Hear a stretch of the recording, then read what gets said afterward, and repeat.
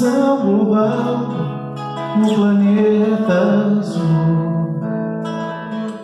Regeneração pelo amor e paz. Sinta em você a transformação. Consciente só que a bondade traz. Desce lá do céu, anjos de Jesus, querem renascer, livres entre nós, guias que serão bússolas de luz, mensageiros sim, nossos bons faróis, viver da pura essência que traz a boa nova, fará da nossa terra jardim que se renova. Seja o começo, mude agora, todos unidos, sonho que aflora. Seja o começo, mude agora, todos unidos, sonho que aflora. Seja o começo.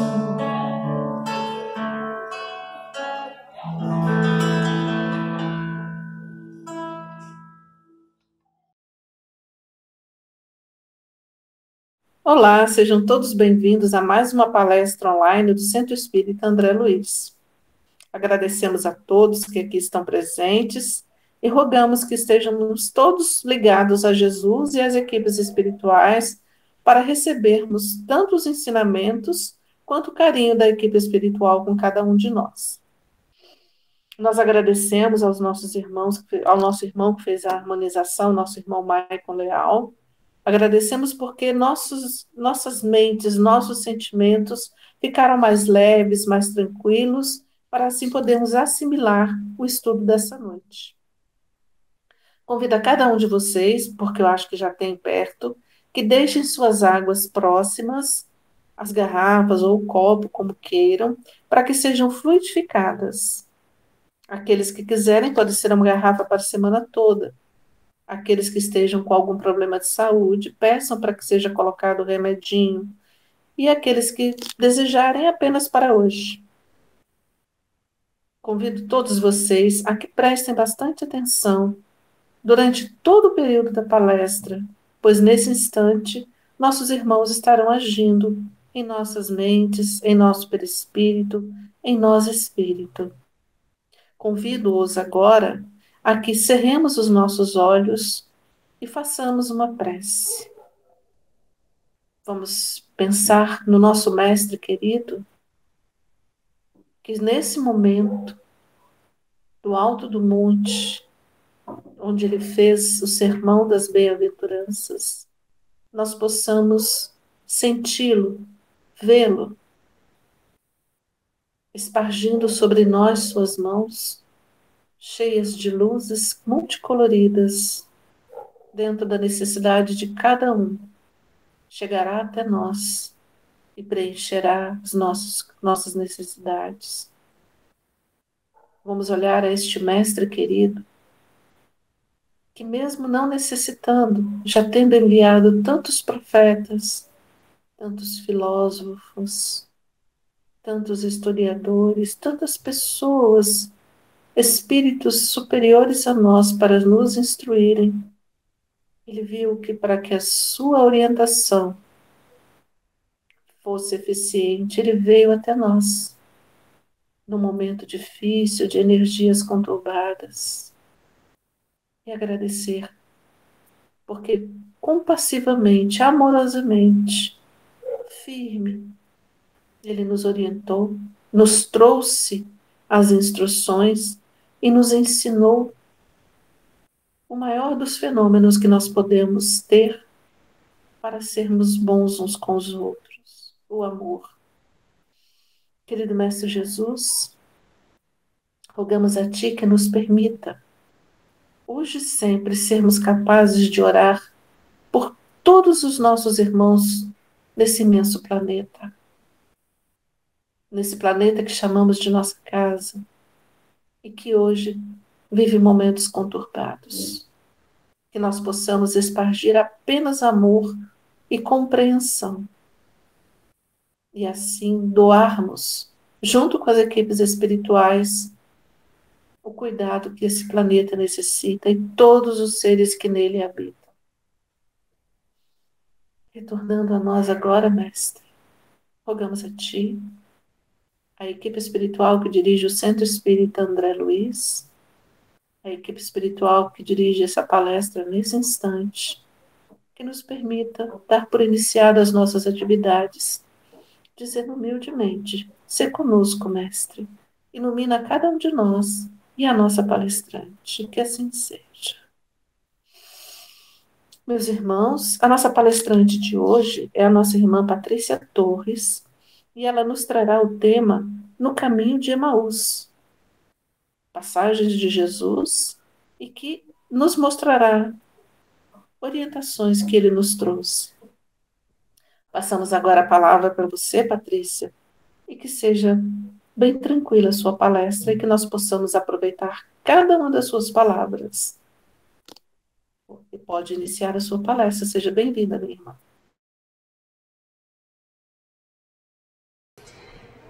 O tema que nós trazemos para hoje é um tema particularmente muito querido ao meu coração.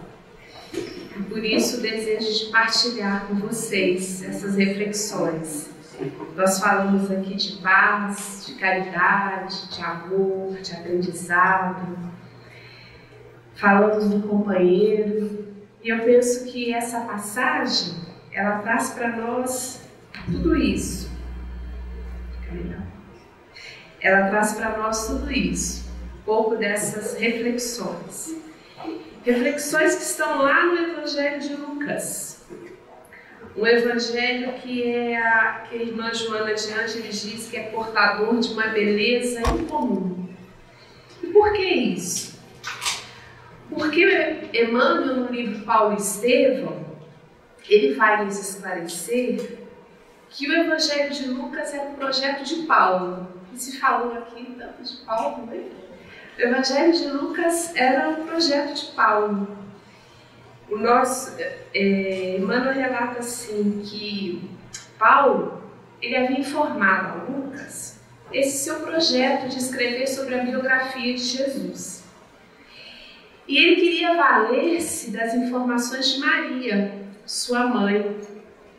Mas ele lamentou que ele não ia poder ir a Éfeso, porque ele se encontrava preso lá em Cesareia. Então ele incumbiu Lucas desse trabalho. E Lucas percebeu o carinho e a importância que Paulo atribuía àquela tarefa. E o médium satisfez a vontade daquele amigo, nos legando um precioso relato da vida de Jesus. Um relato trazido das vivências e das experiências de Maria. E com detalhes que Lucas buscava dar àqueles relatos, da sua característica própria, buscando historicizar. Então é por isso que nós vamos encontrar no Evangelho de Lucas alguns detalhes que nós não encontramos nos outros evangelhos. E Saulo César, um dos nossos irmãos que esteve na FEB e agora se encontra em São Paulo, continua com esse trabalho do estudo do Evangelho por Emmanuel. Quando no livro do Evangelho por Emmanuel, segundo Lucas, ele registra que, recolhendo as flores do Evangelho, que cresceram dos corações daqueles que viveram e conviveram com o Mestre e suas lições, Lucas soube legar à posteridade esse eterno poema de luzes e consolações, cujas páginas trazem as sutis vibrações da ação transformadora do Evangelho. e da presença do Cristo em nossas vidas. Então, sim, nós vamos falar aqui um pouco da presença de Jesus em nossa vida, fazendo aquilo que o Mestre mais soube e sabe fazer, que é nos consolar, nos oferecer o seu ombro, nos permitir chorar junto dele e nos ajudar a continuar. Hoje pela manhã, ouvindo a Rádio Rio de Janeiro, os estudiosos estavam falando que o maior capítulo do Evangelho segundo o Espiritismo é Bem-aventurados os aflitos. Nós, nas nossas aflições, nas nossas angústias, nas nossas dores, nas nossas inquietações. E que por muitas vezes viemos buscar aqui, neste hospital, nessa casa de aconchego, essa consolação para as nossas dores, que vem do próprio Cristo. Então Lucas registra assim no capítulo 24, versículos 13 a 35, que eu convido a todos chegarem em casa e reler essas páginas. Porque o Evangelho de Jesus é assim, a gente lê um pouquinho hoje e encontra uma pérola, como diz Emmanuel. Amanhã a gente relê e encontra uma outra pérola que os nossos olhos e o coração pouco amadurecido do dia anterior não teve a percepção de captar. E assim sucessivamente. Por isso que nós temos a eternidade para estudar o Evangelho de Jesus. No caminho de Emaús, eis que 2 deles, neste mesmo dia, estavam caminhando para uma aldeia, distante 60 estádios de Jerusalém, cujo nome era Emaús. Eles conversavam entre si a respeito de todas estas coisas que haviam sucedido. E sucedeu que, enquanto eles conversavam e debatiam, o próprio Jesus, aproximando-se, caminhava junto com eles. Os seus olhos, porém, estavam impedidos de reconhecer. Disse Jesus para eles: que palavras são estas que trocais entre vós enquanto caminhais? E pararam entristecidos. Em resposta, um deles, de nome Cleopas, disse para ele: tu és o único peregrino em Jerusalém que não sabe das coisas ocorridas nela nestes dias. E o peregrino perguntou: quais?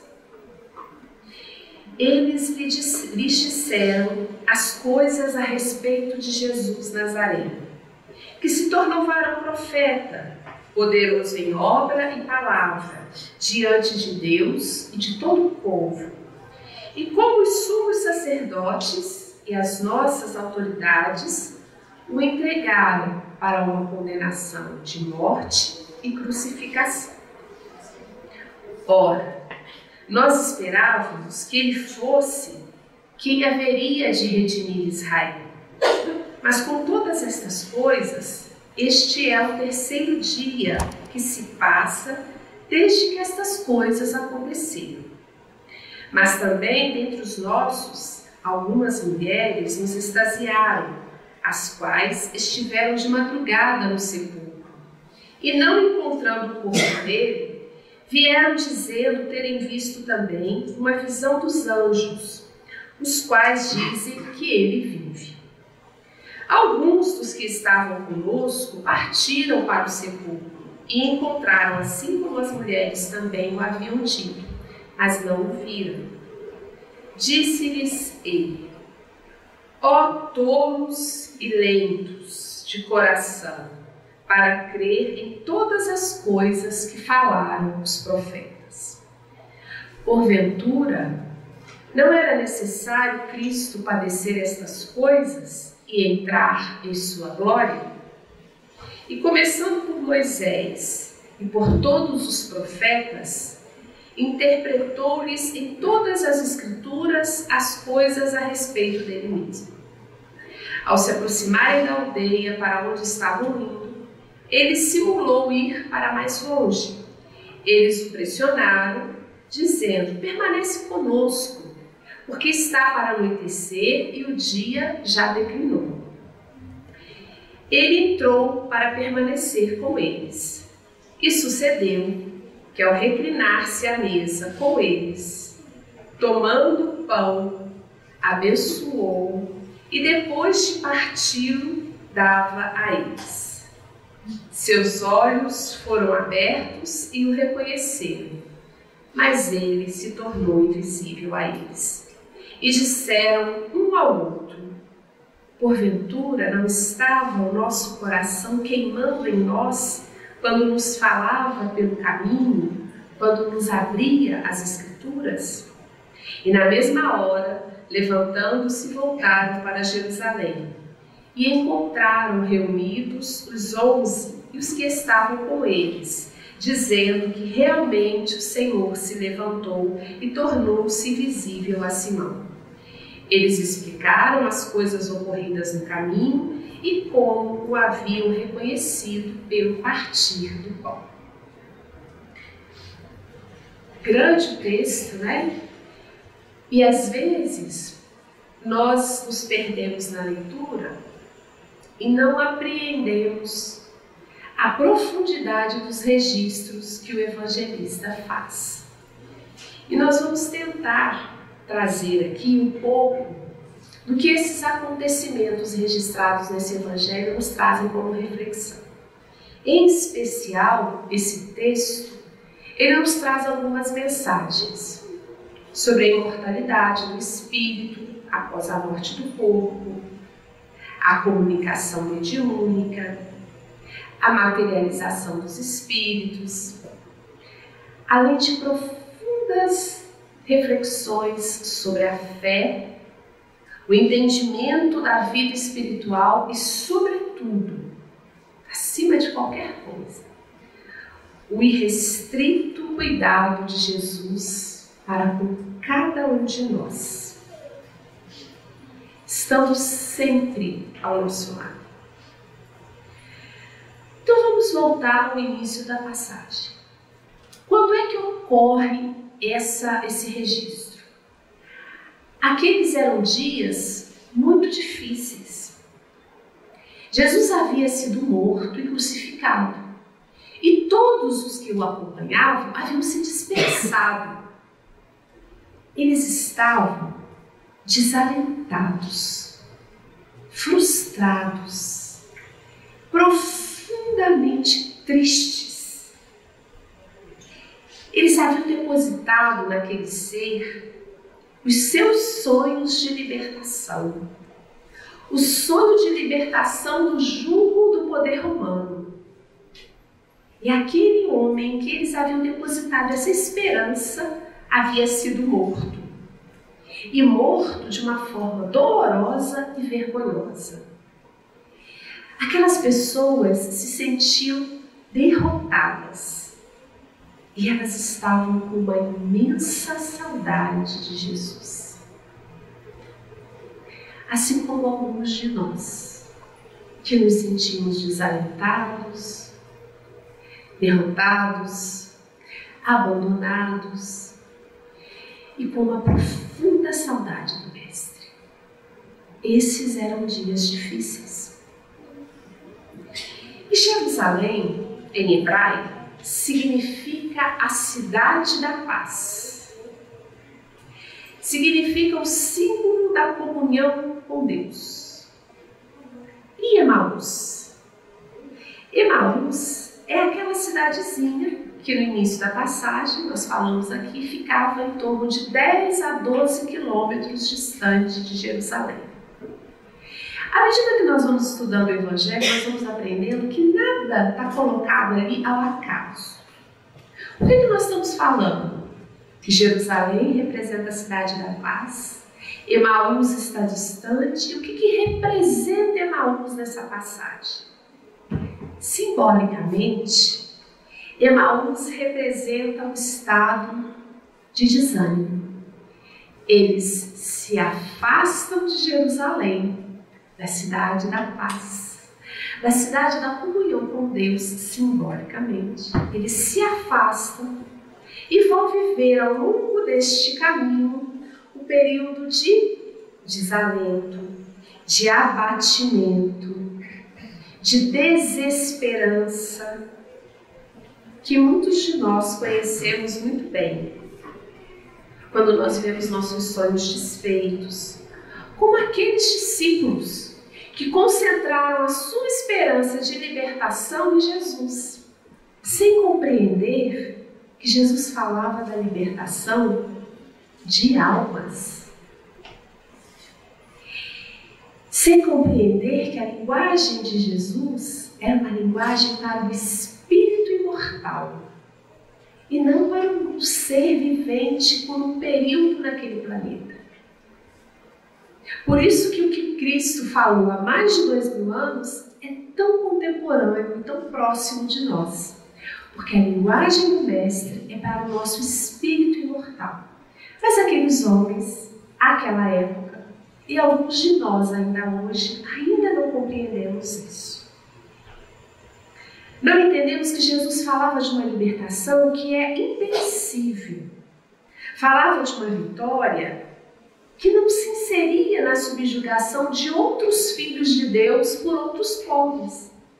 Porque deixar de estar sob o domínio romano para estar sob o domínio de outro povo é a subjugação de um povo por outro, de um filho de Deus por outro filho de Deus. Não era disso que Jesus falava. Ele falava da libertação do Espírito. Ele falava da verdadeira libertação que nós, e nem os espíritos, nem os discípulos naquele momento conseguiam entender. Por isso, aqueles homens no caminho estavam abatidos, desesperançados, angustiados, tristes. E há algo que os discípulos não entenderam e que nós às vezes não entendemos. E na passagem da leitura feita aqui na harmonização fala disso. Que a crucificação, ela não é o fim. Os estudiosos, os nossos irmãos estudiosos do Evangelho, eles não se tratam isso. O Evangelho de Jesus, ele não termina na crucificação. E Lucas é primoroso ao fazer isso. Não se acaba com a morte da crucificação. Ao contrário, com a prova de que a vida é imortal, de que nós continuamos. O Evangelho ele segue adiante e fala que a última palavra é a palavra da vida. Nunca é o sofrimento. Nenhum dos evangelhos termina no sofrimento. E às vezes nós nos esquecemos disso. A vida tem a última palavra. Sempre. O nosso irmão Arthur aqui, quando fez a prece, falou de alguns irmãos que já desencarnaram. E que às vezes nós nos lembramos deles com saudade. Na quinta-feira, eu tive a oportunidade de me despedir de uma colega de trabalho jovem que viveu os últimos 2 anos numa luta contra um câncer. E ela desencarnou. E ao ver o sofrimento de algumas pessoas, eu pensava o quanto nos dói o nosso sofrimento. Porque aquela irmã se foi de um corpo ferido, dolorido, limitado. E nós ainda choramos muito. Não é que nós não devemos chorar, por favor. Nós sentimos, claro que nós sentimos, muito. Mas é sempre bom a gente parar e pensar, essa dor é por piedade de mim mesma ou é empatia com a libertação do outro? Para que a gente se lembre que a morte não é o fim, ela é um processo. Faz parte do nosso percurso. É a certeza que nós temos, desde que nós nascemos, pusemos o pé, de que um dia nós iríamos embora. A vida tem sempre a última palavra. Que nós não nos esqueçamos disso. A vida não se finda no sofrimento. Porque a vida não se finda. Ela é um processo de transformação. Agora sim, nós vivemos invernos nas nossas vidas. Nós vivemos momentos em que nós tomamos caminhos que nos impedem de perceber Jesus caminhando ao nosso lado. Como aqueles ali em Emaús. Não foram capazes de perceber que aquele peregrino que se aproxima era o próprio Jesus. Quantas vezes perdido nos nossos sofrimentos, com piedade, com muita pena de nós mesmos, nós não percebemos o Cristo que caminha ao nosso lado. E caminha como? Emmanuel diz que Deus se manifesta na nossa vida por meio das situações e das pessoas. Não sei se vocês tiveram a oportunidade de ver, tem um videozinho muito bacana que eu recebi um dia no WhatsApp, um menino, deve ter uns 6 ou 7 anos.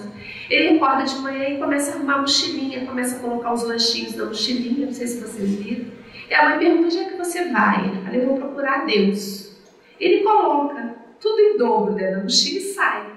E ele anda, pega o metrô e anda, ele vai para o parque já cansado e senta. Quando ele senta no banco do parque, tem uma senhora que olha para ele e ele abre o lanche. Aí ele abre o lanche, olha para aquele lanche, a senhora olha para ele e abre um farto sorriso e ele dá um pedaço do lanche para ele. Ele divide o lanche.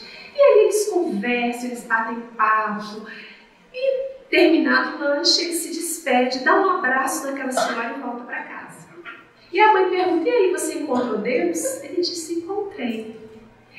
Mãe, Deus é uma mulher, um sorriso lindo. E aquela senhora, que era uma moradora de rua, sai do caminho que estava, senta ao lado de uma outra senhora, sorrindo, ela pergunta, tá feliz? Tô. Você não sabe com quem eu lanchei agora. Com quem? Com Deus. É interessante porque ele é tão jovem. É assim. Deus se apresenta na nossa vida por meio das pessoas e a gente não percebe. Porque Jesus é a representação de Deus na terra. Lembremos que Jesus é o Cristo de Deus, em comunhão com o Pai, sabe da sua vontade. Ele é a maior representação do Criador na terra. E caminha ao nosso lado, pelas pessoas que nós não percebemos, pelo livro que nós recebemos e que traz a mensagem daquilo que nós precisávamos, por um irmão que a gente adentra a casa, uma casa religiosa, seja ela qual for, e quem está lá falando, fala exatamente aquilo que a gente precisava ouvir. É Deus cuidando da gente, caminhando ao nosso lado, porque às vezes a gente está tão absorto nos nossos sofrimentos que a gente não percebe em volta. E Ele continua agindo, porque Ele não nos abandona. Segundo Paulo, na segunda carta aos Coríntios, olha Paulo de novo, né? Lá no capítulo 7, ele vai dizer que há dois tipos de tristeza. Uma tristeza segundo Deus, aquela que leva à renovação, que leva à transformação. Então ficar triste faz parte da nossa experiência humana. Sim, não há problema nenhum nisso. Ficamos tristes sim, mas há a tristeza que nos leva à renovação. Essa é a tristeza com Deus. Aquela que reconhece no sofrimento a mão operosa de Deus a nos educar. Mas há também aquela tristeza segundo o mundo, que produz a morte, a paralisia, a vitimização. A tristeza que nos absorve e nos leva a um tal estado de abatimento que não nos permite perceber a atuação de Deus em nossa vida. E assim nós nos entregamos a um estado de paralisia. Mas ainda assim, Jesus não desiste de nós. Mesmo que nós nos afastemos da Jerusalém interior. Lá na comunhão, nós temos um grupo de dependentes químicos e eu aprendi com esses nossos irmãos que não há nada que a gente faça. Imagine assim um pior erro de alguém que vocês conheçam. Nem isso. Não há nada que a gente faça que faça com que Deus nos abandone. Nada. A gente no caminho é que fala para aquele peregrino: fica aí que eu quero andar sozinho. Nós fazemos isso. Quantas vezes nós não encontramos os nossos irmãos, no atendimento fraterno, que estão lá, vitimizados, com a tristeza do mundo, não a tristeza com Deus. Porque há dores que machucam, há dificuldades que nos enfraquecem momentaneamente, há situações que nos exigem parar para recomeçar. Nós precisamos retomar o sentido e o caminho da nossa vida. É sim. Mas há aqueles que respiram fundo e, como diz Cora Coralina, seja do jeito que for, cambaleando, se arrastando, mas não desiste. Porque sabe que não está sozinho. Então, meus irmãos e minhas irmãs, nós não estamos sozinhos. E não sou eu quem digo, nem a doutrina dos Espíritos. Se vocês acreditam em Jesus, ele diz lá no Evangelho: eu estarei convosco até a consumação. A consumação é quando nós nos tornarmos espíritos puros. Porque além dele estar conosco, nós estaremos com ele. Então Jesus segue conosco sempre. Eu tive uma oportunidade uma vez com um colega pastor, a gente estava conversando sobre um assunto, sobre uma dificuldade, e ele disse assim: às vezes parece que Deus precisa gritar para a gente ouvir. E mesmo nesse barulho a gente não percebe os socorros que nos acontecem, né? E eis que um peregrino, um homem desconhecido, sem se identificar, começa a caminhar ao lado daqueles homens e pergunta sobre o que eles falavam, por que eles estavam tão tristes.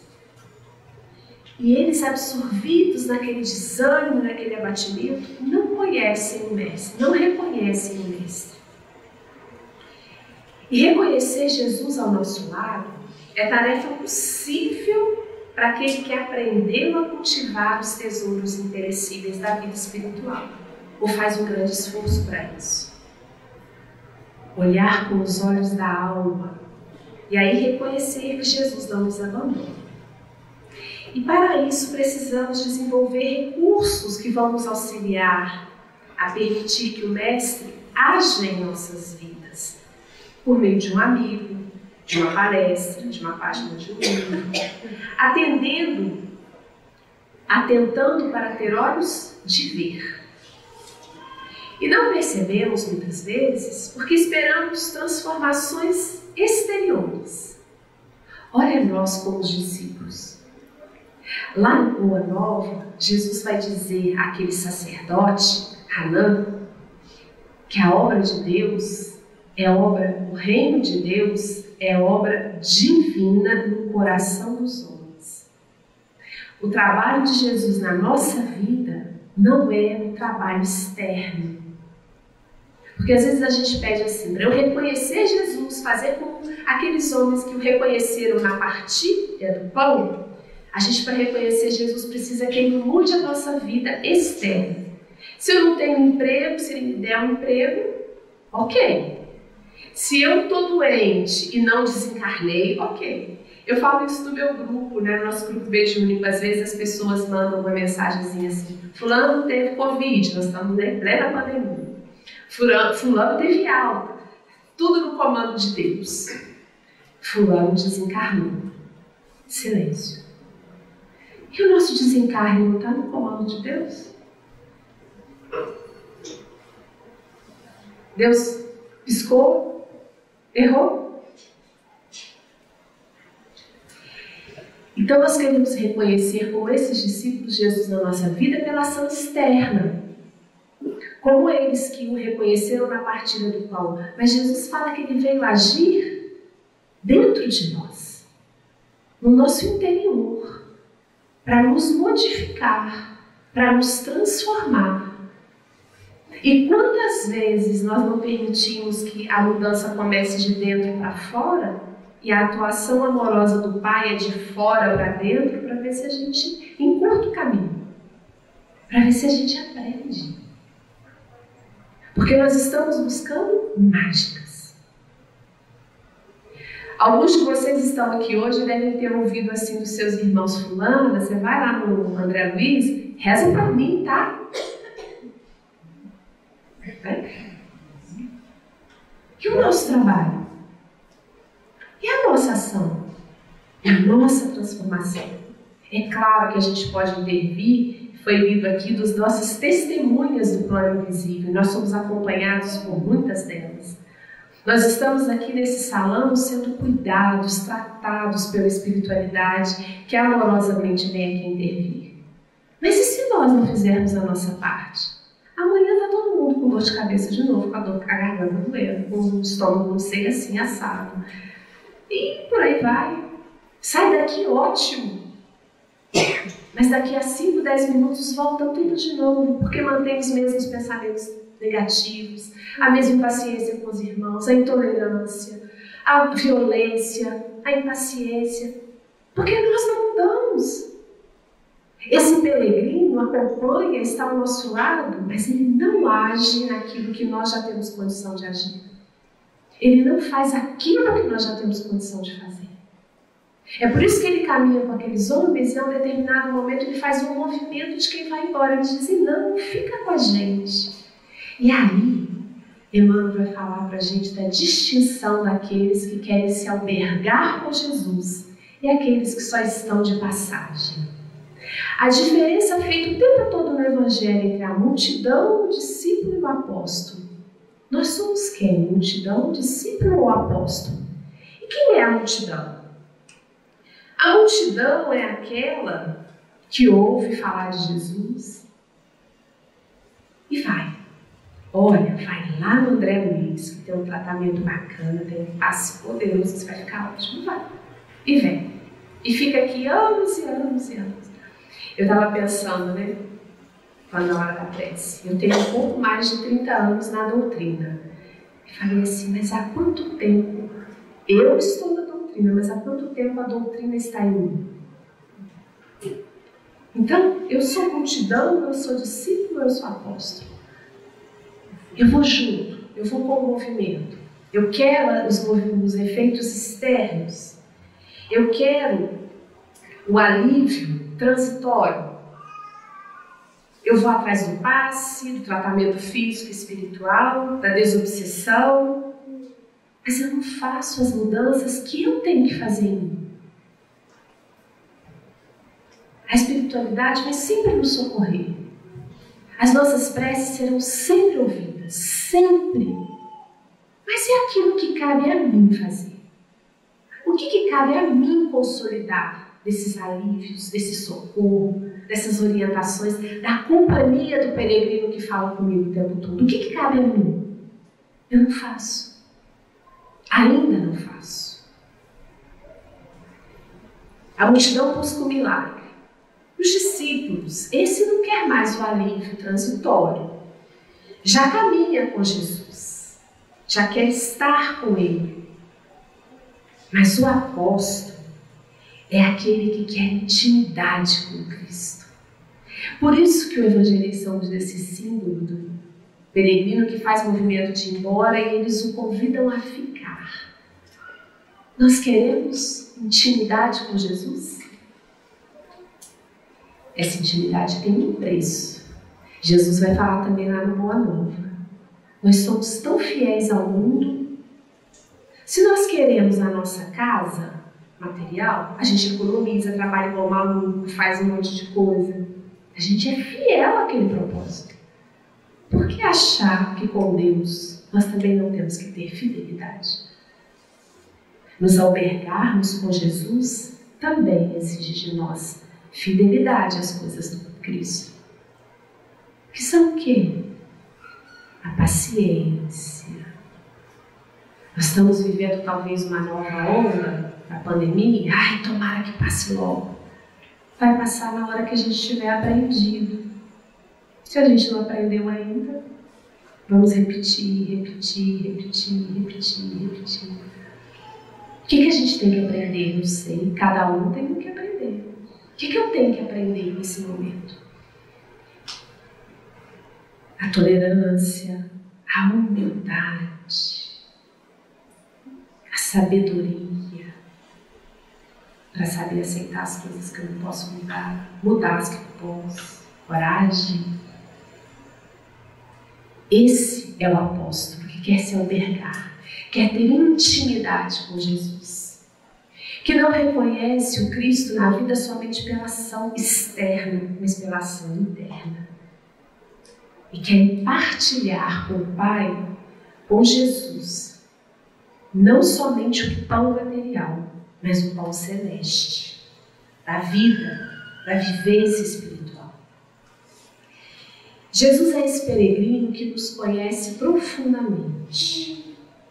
Ele nos sonda e nos conhece. Senhor, Tu me sondas e me conheces. Sabes quando me sento e quando me levanto. De longe percebe os meus pensamentos. Sabes muito bem quando trabalho e quando descanso. Todos os meus caminhos te são conhecidos. Antes mesmo que a palavra me chegue à língua, tu já a conheces inteiramente, Senhor. Tu me cercas por trás e pela frente, e pões a tua mão sobre mim. Tal conhecimento é maravilhoso demais e está além do meu alcance. É tão elevado que não o posso atingir. Para onde poderia eu escapar do teu espírito? Para onde poderia fugir da tua presença? Se eu subir aos céus, lá estás. Se eu fizer a minha cama na sepultura, também lá estás. Se eu subir com as asas da alvorada e morar na extremidade do mar, mesmo ali a tua mão direita me guiará e me sustentará. Então, voltemos para Jerusalém, para a paz interior, porque Jesus é esse. Ele diz: Deus nos ama antes que nós fôssemos, e Ele também. Então, por que achar que nós estamos abandonados? Por que alimentar a desesperança e o desânimo? Se Ele nos conhece, Ele nos sonda e Ele sabe do que nós precisamos antes do que pensamos. É o peregrino que caminha ao nosso lado. Voltemos para Jerusalém e possamos retomar o nosso caminho com Jesus, nosso querido Mestre e amado. Fique em paz, que Jesus abençoe.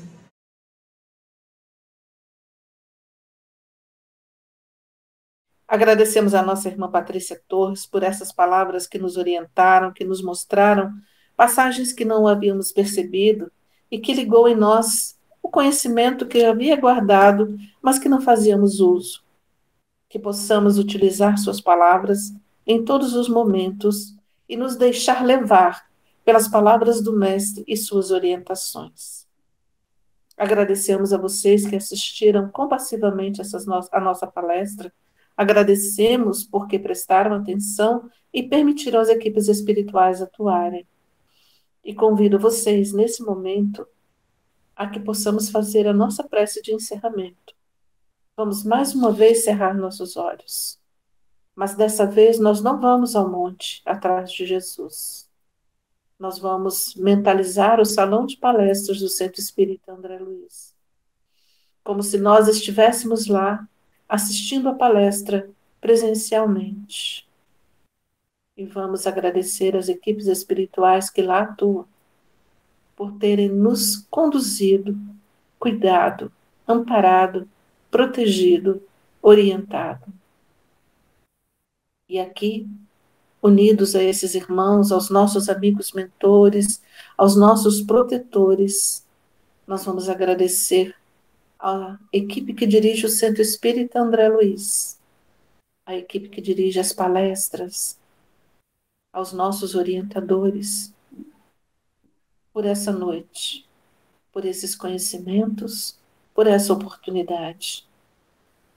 Rogamos ao Mestre que nos permita mais oportunidades como essa, mais aprendizado, mais cuidado, mais orientação. Jesus querido, sempre estaremos abertos, preparados, deixando nossas mentes ligadas e preparadas para receber mais conhecimento, mais amor, mais carinho, mais cuidado, na mesma medida em que doarmos o carinho, o amor, o cuidado, a proteção. Agradecemos pela noite de hoje e rogamos a Ti, às equipes que dirigem o Centro Espírita André Luiz e a quem dirige as palestras, a permissão para encerrar as nossas atividades, dizendo humildemente: se conosco, Mestre Jesus querido, hoje e sempre. Que assim seja, graças a Deus.